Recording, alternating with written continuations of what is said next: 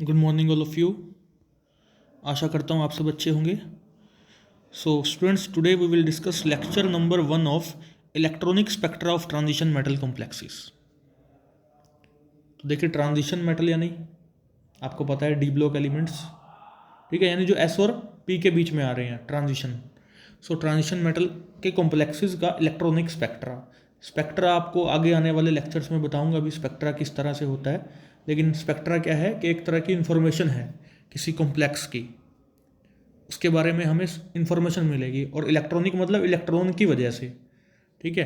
तो electronic transitions की भी बात करेंगे इसमें। तो शुरू करते हैं। देखिए, ट्रांजिशन मेटल कॉम्प्लेक्सेस जो हैं वो कलर्ड हो सकते हैं।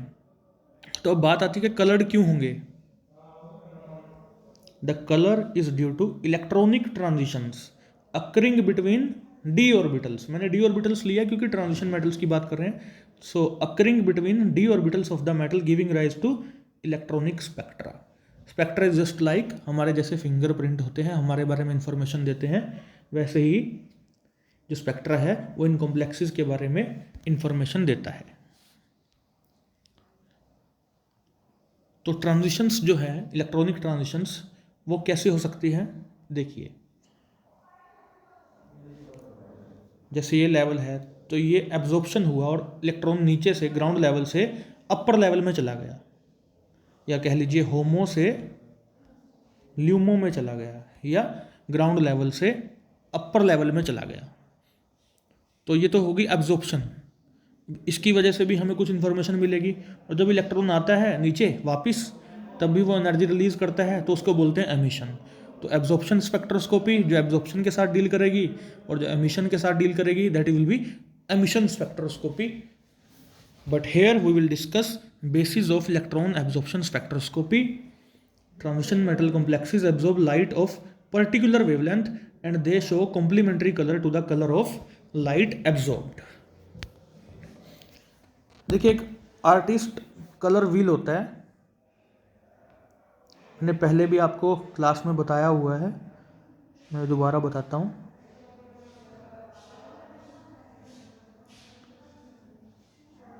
यहाँ लिख लिया V I GYOOR, ठीक है। विबग्यूर, एक ओ फालतू लिखा है, या फिर आप बेहतर होगा कि ये लिख लें वी इंडिगो छोड़ दो, इंडिगो छोड़ दो, और इस तरह से आप लिख लें, ये वाई है, ठीक है। इस तरह से बन जाएगा। तो सर्कल में हमें 6 पॉइंट चाहिए।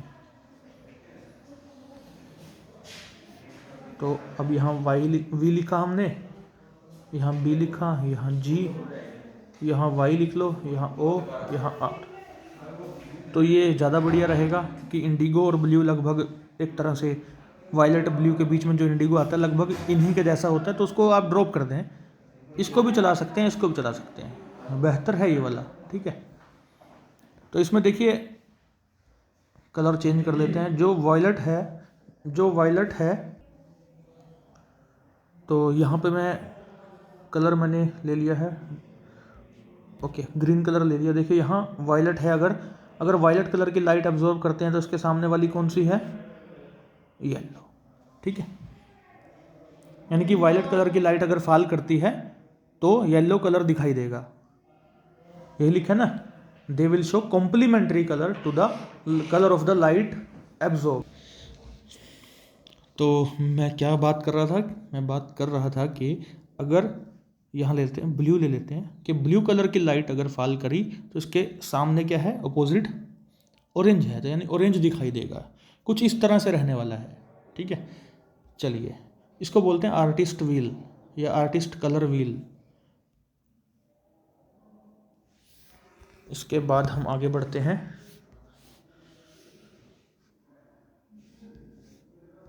तो ये रही, देखिए ट्रांजिशन T2G से EG में जा रहा है, ठीक है। नीचे भी डी ऑर्बिटल्स हैं, ऊपर भी डी ऑर्बिटल्स हैं, ये T2G सेट वाले हैं, ये EG सेट वाले हैं। तो इलेक्ट्रॉन जो है उसको जैसी एनर्जी मिली वो ईजी सेट में चला गया। वो एनर्जी जो मिलनी चाहिए इसको, जो इस पर फॉल कराई जा रही है लाइट, उसकी रेंज इसके डिफरेंस के बराबर होनी चाहिए, ठीक है, अदरवाइज नहीं हो पाएगा, यह ट्रांजिशन हो नहीं पाएगा। पढ़ लेते हैं। Energy corresponding to the difference between levels is absorbed and electron jumps from lower to upper level, ठीक है। इतना ही वैसे तो काफ़ी है, हालांकि चलो जब ये वापस आएगा तब भी ये एनर्जी रिलीज करता है कलर की फॉर्म में, और कलर जो है कॉम्प्लीमेंट्री होता है to the wavelength of the light absorbed. और हमारे पास एक फॉर्मूला भी है, delta E is equal to H nu, और न्यू होता है सी बाय लैम्डा, ठीक है।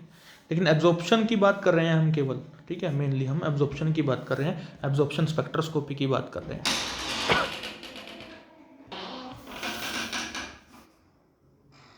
तो ये फॉर्मूला याद रखिएगा, delta is equal to H nu और सी बाय लैम्डा न्यू होता है, ठीक है।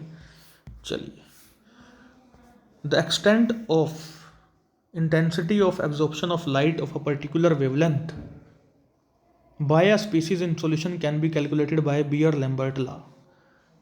जो एक्सटेंट है intensity of absorption of light, यानी लाइट फॉल जो कराई थी, ठीक है, तो उसका इंटेंसिटी कितना रहा और वो कितनी एब्जॉर्ब हुई। एक्चुअली बीयर-लैम्बर्ट लॉ में क्या करते हैं, देखो, एक हमारे पास एक ट्यूब होती है, सैंपल होता है इसके अंदर भरा हुआ, तो लाइट इसमें फॉल कराई जाती है और यहाँ पे सैंपल है, वो इस लाइट को एब्जॉर्ब करता चला जाएगा, ठीक है, और बाकी बाहर निकल जाएगी, कुछ एब्जॉर्ब हो जाएगी, कुछ बाहर निकल जाएगी। इसको ट्रांसमिटेड लाइट बोल देंगे, जो बाहर चली गई, और जो एब्जॉर्ब होगी वो अंदर रह जाएगी, ठीक है। तो इसी सैंपल की और इसी लॉ की बात करने जा रहा हूँ कि extent of intensity of absorption of light, के कितना एब्जॉर्ब हुई, ये किससे निकाला जाता है, बीयर-लैम्बर्ट लॉ से। According to this law, when light of intensity I naught intensity की लाइट पास कराई सॉल्यूशन से, some is absorbed and some remaining is transmitted, और जो ट्रांसमिटेड है उसकी इंटेंसिटी कितनी रहेगी, आई। जो फॉल कराई थी वो आई नोट थी शुरुआती, जो बाहर निकल के आई वो आई, तो आई नोट माइनस आई जितना भी बचता है वो एब्जॉर्ब हो गई, ठीक है। लेकिन रिलेशनशिप देखिए क्या बनती है, log I naught by I is equal to A is equal to epsilon L C. बहुत इंपॉर्टेंट पॉइंट है, बहुत ही इंपॉर्टेंट लॉ है बीयर-लैम्बर्ट लॉ। अब जो आई नोट है क्या है, इंटेंसिटी ऑफ इंसिडेंस लाइट जो शुरुआत में गिराई गई, log आई नोट बाय आई जो ए के बराबर होता है या एप्सिलॉन एल सी के बराबर होता है, इसको बोलते हैं एब्जॉर्बेंस, ठीक है। और I is the intensity of transmitted light, मैंने बताया ना, सैंपल की ट्यूब से बाहर निकल के जो आई, दैट इज ट्रांसमिटेड लाइट, वो डेफिनेटली कम होगी आई नोट से। सी क्या है, molar conductance, molar concentration of absorbing species, जो ट्यूब हमने ली थी, सैंपल ट्यूब, यहाँ सैंपल है तो उसकी कुछ ना कुछ कंसंट्रेशन रही होगी।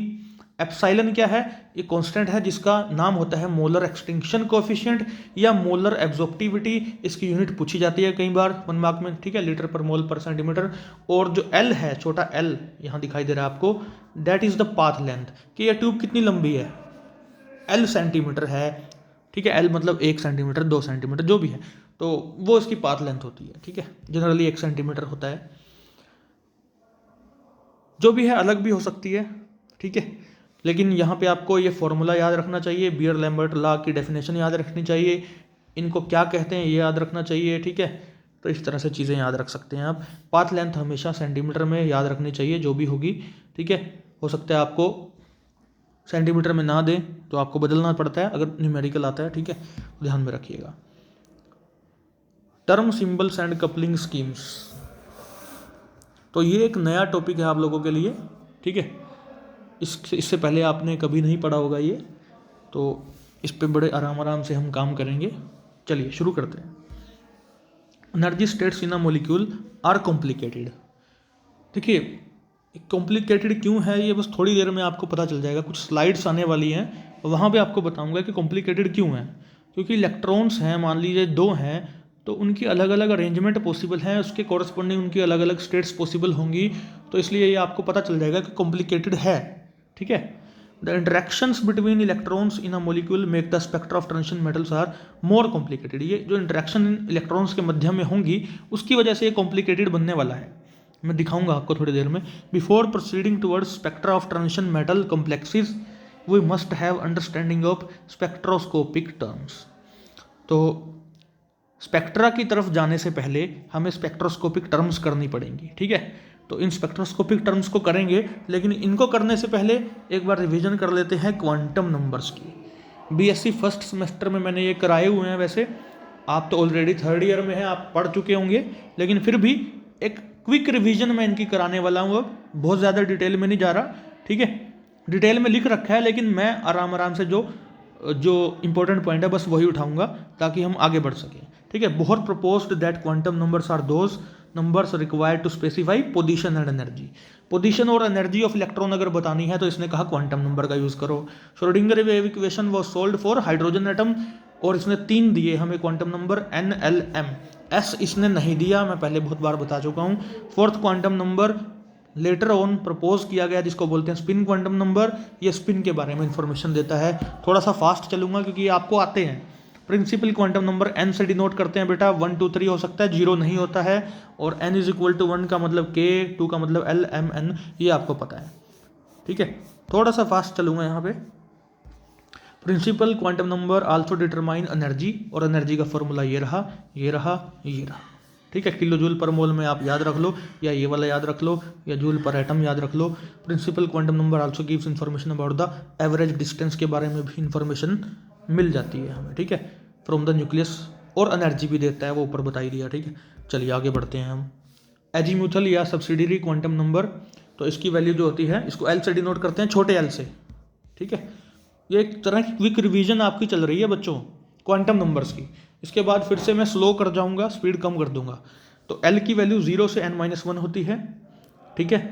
अगर n1 है, यहाँ पे इक्वल टू है ये, अगर n1 है तो L 0 होगा, n2 है तो L 0 और 1 होगा, दोनों होंगे। और MVR निकाल सकते हैं हम इसी तरह से, MVR यानी एंगुलर मोमेंटम, h/2π√L×L+1, ये फॉर्मूला आप याद रख सकते हैं, ठीक है। अब देखिए, अगर 0 है L की वैल्यू तो सिंबल S है, 1 के लिए P, 2 के लिए D, 3 के लिए F। इसी का यूज़ आगे होने वाला है बड़े लेवल पे, आज या अगले लेक्चर्स में आने वाला है, तो बने रहिएगा। ये एक तरह की रिवीजन है ताकि आगे आने वाली जो दिक्कतें हैं वो आपको ना हो। S का शार्प है, P का मतलब प्रिंसिपल, D का डिफ्यूज, F का फंडामेंटल, ठीक है। फिर से N अगर 1 है L 0 होगा, N अगर 2 है तो 0 1 होगा, 3 है तो 0 1 2 होगा, यानी 3 वैल्यू है। 3 के लिए 3 वैल्यू, 2 के लिए 2, 1 के लिए 1, ठीक है। और इस 0 का मतलब S बताया था आपको, 1 का मतलब P बताया था आपको, 2 का मतलब D बताया था आपको, तो इसलिए बन गया। ये 1 क्या है, ये वाला। ये 2 कौन सा है, ये वाला। ये 3 कौन सा है, ये वाला, ठीक है। आई होप समझ में आ गया होगा।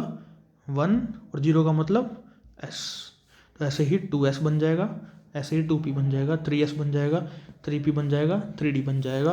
तो नंबर ऑफ सबसेल कितने बन गए, ये एक ही बना, ये 2 बने, ये 3 बने, ठीक है। क्विक रिवीजन है, क्विक रिवीजन, ठीक है। तो जल्दी जल्दी करा रहा हूँ इसको, बहुत ज़्यादा टाइम नहीं लगाना। M magnetic quantum number -L से +L तक हो सकता है, ठीक है। नंबर ऑफ ऑर्बिटल्स के बारे में इंफॉर्मेशन मिलती है, और -L से +L हो सकता है। L 0 है तो M 0 रहेगा, 1 है तो माइनस से प्लस तक ले जाओ, +2 है तो, या 2 है मतलब तो +2 से -2 या -2 से +2 तक ले जाओ, 5 ऑर्बिटल बनेंगे। ये रहा एक चार्ट दोबारा से। N 1 है, L 0 रहेगा, M 0 रहेगा, ठीक है। 2 है तो 0 और 1 रहेगा L, अभी बताया था, और 0 के लिए तो 0 रहेगा M, और 1 के लिए -1 से +1 तक ले जाओ। तो ये 1S, ये 2S, 2P ये भी कर चुके हैं। ये 1 है, ये 1 है, और 2P में कितने आ गए, ये नंबर ऑफ सबसेल 3 आ गए, यहाँ 1 ही था। टोटल कितना हो गया, 4 हो गया, टोटल कितना, 1 ही हुआ। तो इस तरह से थर्ड वाला भी आप देख सकते हैं। मैं मान के चल रहा हूँ आप थर्ड ईयर में हैं तो आपको पता होगा।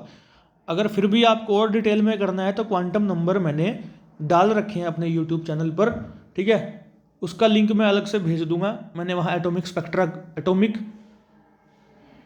मैंने वहाँ एक यूनिट कराई थी ना, एटॉमिक स्ट्रक्चर, हाँ एटॉमिक स्ट्रक्चर कराई थी, तो उसमें मैंने क्वांटम नंबर्स कराए थे डिटेल में, तो वो मैं आपको लिंक अलग से भेज भी दूंगा, अलग से आप खुद भी चेक कर सकते हैं, ठीक है। तो स्पिन क्वांटम नंबर भी देख लेते हैं। ये क्या बताता है, स्पिन बताता है इलेक्ट्रॉन की, या तो क्लॉकवाइज होगी या एंटी क्लॉकवाइज होगी, ठीक है, क्लॉकवाइज या एंटी क्लॉकवाइज। तो 2 तरह का स्पिन हो सकती है, क्लॉकवाइज या एंटी क्लॉकवाइज। और एंटी क्लॉकवाइज को नेगेटिव साइन से शो करते हैं और क्लॉकवाइज को प्लस से शो करते हैं। स्पिन एंगुलर मोमेंटम का फॉर्मूला ये रहा, ठीक है। एस डाल दोगे वैल्यू तो स्पिन एंगुलर मोमेंटम ये आ जाएगा। चलिए, तो इस तरह से चारों हमने कर लिए, ये चारों एक क्विक रिवीजन का पार्ट बन गए। अब हम फिर से आराम से चलेंगे टर्म सिंबल्स की तरफ, क्योंकि ये आपने कभी नहीं पढ़े हुए। To understand it let us consider example of carbon. Carbon किससे एग्जांपल से शुरुआत करते हैं, 1s2 2s2 2p2, ये तो सभी को पता है कॉन्फ़िगरेशन। अब देखो इस corresponding to this p2 there are 15 arrangements possible for 2p2। अभी दिखाऊंगा आपको। Some of these arrangements have less energy, क्योंकि इलेक्ट्रॉन अलग अलग ऑर्बिटल में होगा। Some arrangements have more energy due to electronic repulsion when electrons are present in the same orbital. आइए देखते हैं इसको। ये रही अरेंजमेंट्स 15, 1 2 3 4 5 6 7 8 9 10 11 12 13 14 15। केवल 2 इलेक्ट्रॉन है P2 में और उन 2 इलेक्ट्रॉन की वजह से 15 अरेंजमेंट बन गई। ध्यान देना, 2 इलेक्ट्रॉन की वजह से 15 अरेंजमेंट्स पॉसिबल हैं, आपके सामने हैं स्क्रीन पर। L हमने लिख लिया, +1 0 -1, तो ये सब के लिए आप लिख सकते हैं, यहाँ भी लिख सकते हैं, कोई दिक्कत नहीं है, ठीक है।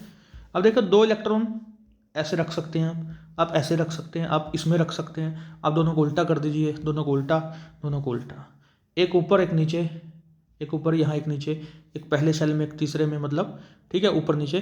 फिर पहले वाले को नीचे कर दिया, ऊपर इसको कर दिया, पहले वाला नीचे, दूसरा ऊपर, पहले नीचे या ऊपर या नीचे, ठीक है। और ये दोनों इकट्ठे कर दिए। अब इकट्ठे कर दिए तो एनर्जी क्या हो जाएगी, बढ़ जाएगी, एनर्जी बढ़ जाएगी। जब अलग अलग थे, अलग अलग ऑर्बिटल में थे, तो रिपल्शन नहीं थी, यहाँ रिपल्शन होगी, ठीक है। तो इस तरह से चीज़ें आपके सामने थोड़ी थोड़ी करके मैं क्लियर करता चला जाऊँगा, ठीक है। थोड़ा सा मुश्किल लग सकता है क्योंकि आपने पहले नहीं पढ़ा हुआ, इसलिए ध्यान देने की बहुत ज़रूरत है। तो ये रहा, hence many states exist in multi electron systems, जो कि अभी आपको दिखाई 15 अरेंजमेंट्स पॉसिबल हैं और उनके कॉरस्पॉन्डिंग स्टेट्स जो भी होंगी वो भी बताऊंगा। Which are grouped into different sets of degenerate energy states. Also electron has both spin quantum number and angular quantum number which interacts to give resultant angular momentum for the entire multi electron atom। देखिए, ये बात मैं बहुत बार बता चुका हूँ कि electron जो है उसके पास एक तो स्पिन है, तो स्पिन क्वांटम नंबर बनेगा, ठीक है। स्पिन होगी ना क्लॉकवाइज या एंटी क्लॉकवाइज। साथ ही साथ अपनी धुरी पर घूमने के अलावा वो न्यूक्लियस के चक्कर भी तो काट रहा है, and that gives angular quantum number. और ये दोनों स्पिन वाला और एंगुलर वाला आपस में इंटरेक्ट कर जाते हैं and they give resultant angular momentum for the entire multi electron atom,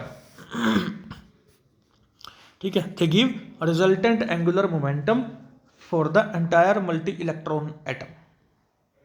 इसकी डिटेल में अभी और आगे धीरे धीरे करके जाएंगे कि कैसे ये बनने लग रहा है, क्या होता है, ठीक है। Resultant angular momentum and energy of the system is represented by term symbol. ये आई है अपने एनर्जी, ये आई है हमारी डेफिनेशन एक तरह से।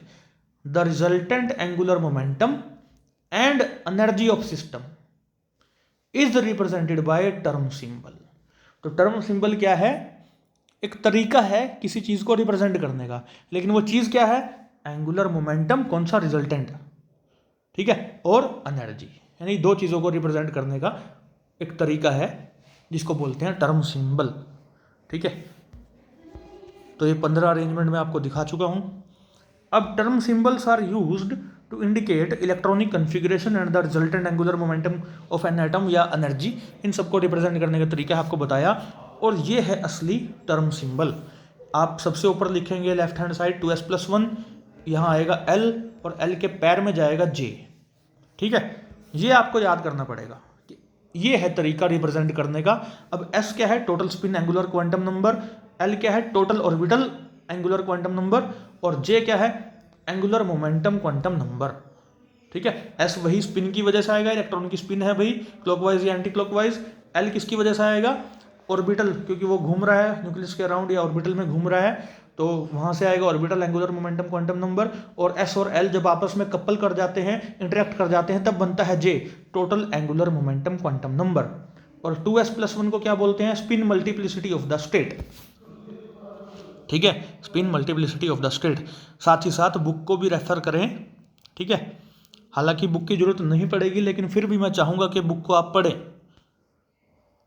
लेक्चर सुनने के बाद बुक को ज़रूर पढ़ें, अच्छा रहेगा आपके लिए, आपकी समझ और निखर के आएगी सामने।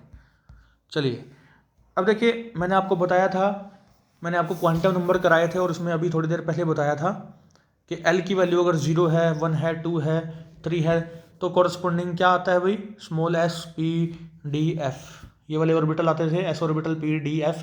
तो उसी तरह से बच्चों यहाँ पे हम बड़ा S, बड़ा P, बड़ा D, बड़ा F इनका यूज़ करेंगे।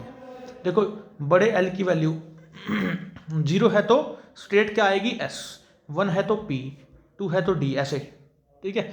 S P D F G H I, J नहीं होता, याद रखिएगा J नहीं होता, क्योंकि J कहाँ यूज़ कर लिया आपने, टर्म सिंबल में यूज़ कर लिया था आपने, 2s+1 और L, और नीचे क्या लिखा था, J लिखा था, ठीक है, तो इसलिए वो नहीं होता। चलिए हम आगे बढ़ते हैं। Total angular momentum J is determined by 2 methods, LS coupling या रसल सैंडर्स कपलिंग, और दूसरा है JJ कपलिंग। तो LS या Russell Saunders coupling is applicable to दो systems in which spin orbital interaction is very less. हमने JJ coupling नहीं करनी है, सिलेबस में हमारे पास पहले वाली है LS और रसल सैंडर्स कपलिंग। तो ये कब एप्लीकेबल होगी, कौन से सिस्टम पे, जहाँ स्पिन ऑर्बिटल इंटरेक्शन बहुत कम होगी, जहाँ स्पिन ऑर्बिटल इंटरेक्शन बहुत कम होगी वहाँ LS कपलिंग या रसल सैंडर्स कपलिंग एप्लीकेबल होती है। समझ पा रहे हैं बात को? स्पिन यानी इलेक्ट्रॉन जो स्पिन कर रहा है न्यूक्लियस के अराउंड, ये न्यूक्लियस है, ठीक है, यहाँ पे घूम रहा है ना ये क्लॉकवाइज या एंटी क्लॉकवाइज, और साथ ही साथ ऑर्बिटल वाली यानी कि राउंड राउंड भी घूम रहा है भाई। तो यहाँ से L जनरेट हुआ, यहाँ से स्पिन जनरेट हुई, ये दोनों आपस में कपल कर सकते हैं, लेकिन ये कपलिंग अगर, ये इंटरेक्शन अगर बहुत कम है, देन हम जो कपलिंग स्कीम लगाते हैं वो है LS कपलिंग, ठीक है। आई होप समझ में आया होगा। In this scheme orbital angular momentum of electrons couple to give a resultant angular momentum represented by the quantum number L। अब ये कहना क्या चाह रहे हैं कि रहा हमारा न्यूक्लियस, ये इलेक्ट्रॉन हमारा ऑर्बिटल में चक्कर लगा रहा है न्यूक्लियस के अराउंड, ठीक है।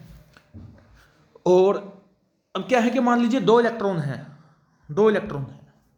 तो इसका भी एक L होगा, इसका भी एक L होगा, इनके L, इसका L1 है मान लो, इसका L2 है, ये आपस में कपल करेंगे, यही आपस में कपल कर जाएंगे, इनकी आपस में इंटरेक्शन होगी और उससे बनेगा बड़ा L, ठीक है। इसी तरह से इस इलेक्ट्रॉन की एक स्पिन होगी S1 मान लो, इस इलेक्ट्रॉन की एक स्पिन है S2 मान लो, ये आपस में इंटरेक्ट करके बड़ा S देंगे। तो बड़ा S, कैपिटल S और कैपिटल L की बात जो है मैंने की है, मुझे लगता है आपको समझ में आ गई होगी। आगे बढ़ते हैं। Also spin angular momentum of electrons couple, मैंने बताया आपको कि S1 और S2 मिल करके बड़ा S बना सकते हैं भाई, कपल कर सकते हैं, इंटरेक्ट कर सकते हैं, ठीक है। L एंड S जो बने बड़े वाले, ये आपस में इंटरेक्ट कर सकते हैं J देने के लिए, है ना। ये देंगे determine the total angular momentum J, और J की वैल्यू क्या होती है भाई, L-S से L+S तक हो सकती है। ये हमेशा ग्रेटर देन या इक्वल टू 0 होता है, तो इसको आप ऐसे लिख सकते हैं L+S, L+S-1, L+S-2, -3 करते करते L-S तक जाना है। ये आपको यूज़ करना है आगे, ठीक है। जब हम न्यूमेरिकल पार्ट पे जाएंगे तब आपको इजी लगने लगेगा।